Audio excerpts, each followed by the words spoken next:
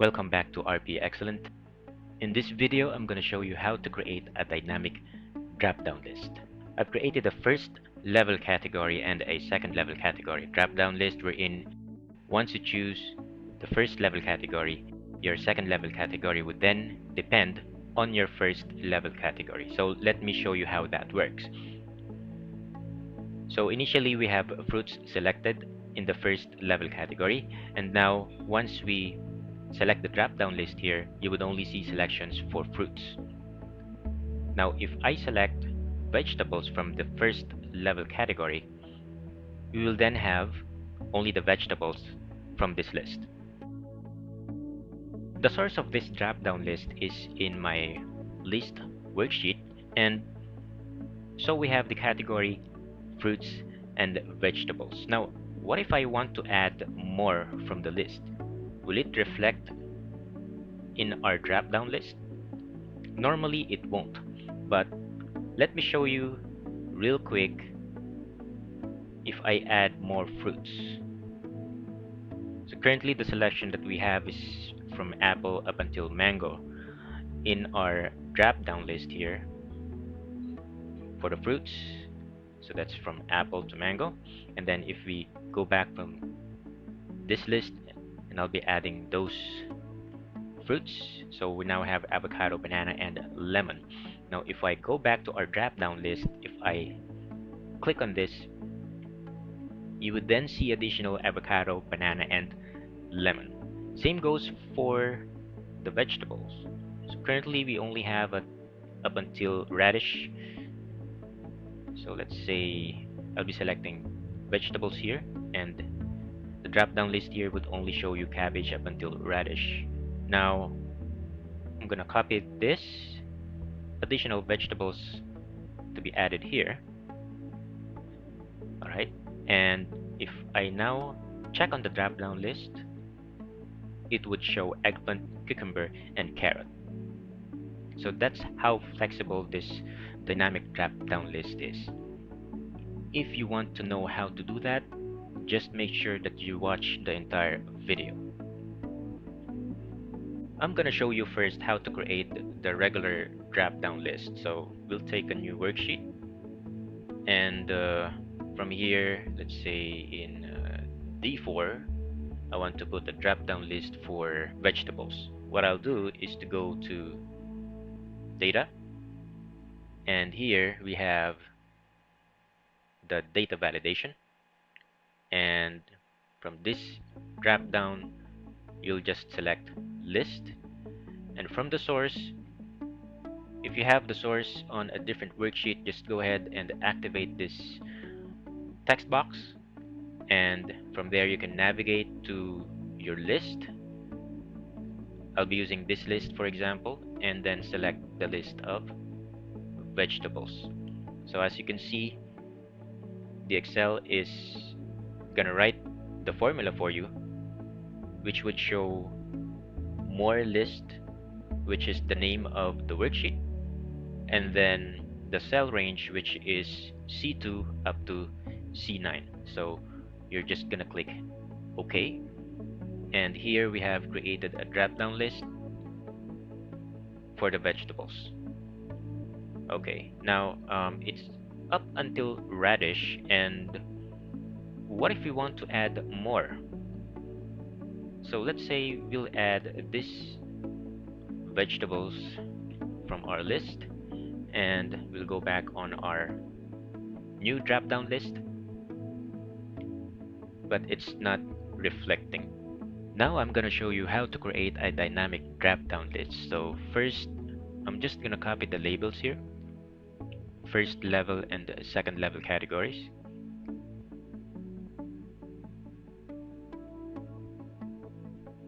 Alright, so from here, I'll be creating a drop-down list for the first level category. What we'll do is, from this list, we have the category in column A, and we're gonna make this, or we're gonna convert this into a table. And the way how we could do that is to highlight this or select this range, go to Insert tab, and then table. You're just gonna click OK, and that's it. You'll do the same for this range. Go to Insert, click Table, click OK. And for this, Insert, Table, click OK. That's it. We have converted it to a table. Once you're done creating a table, I would suggest for you to change the name of your table. So what you can do is to go to Formulas, Manager, and here we have the table one that has the category or column A. You'll just select this and go to Edit, and here let's say we'll name it as Category. Table 5 would be Fruits, and Table 6 is Vegetables. You can go ahead and close this. You can go back to where you want to put your drop down list, and now we'll go to Data, Data Validation. We'll select List, and from the source you'll type in equals indirect and the name of our first level drop down list, or the name of the first table that we've created, which is category.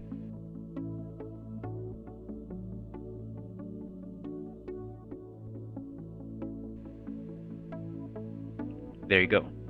Now let's go to the second level category.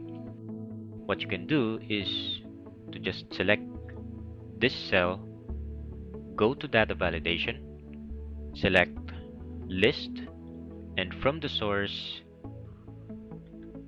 we'll type in indirect, and this time it's gonna indirectly take the source from C5, where you have your first level category drop down list. This is the formula. You'll just click OK, and that's it. Let's test our drop down list. Now we have the vegetables, and if I select fruits, we'll have fruit selection.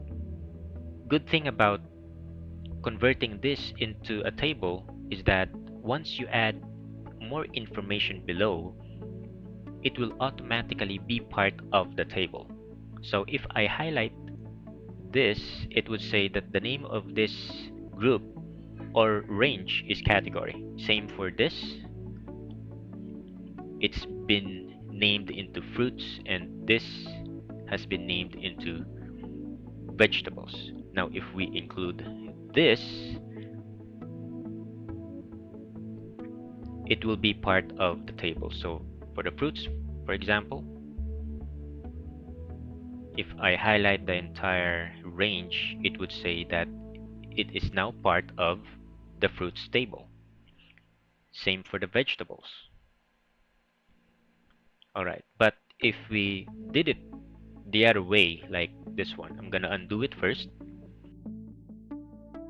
Let's say if we copy this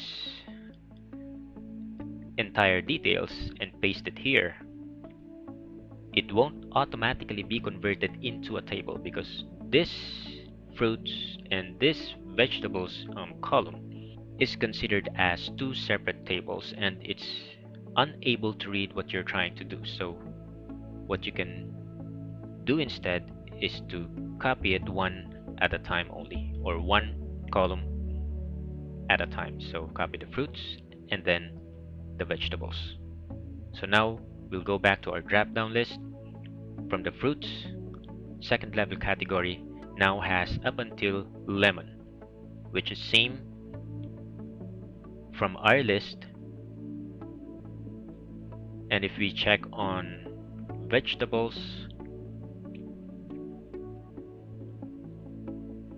we have everything captured.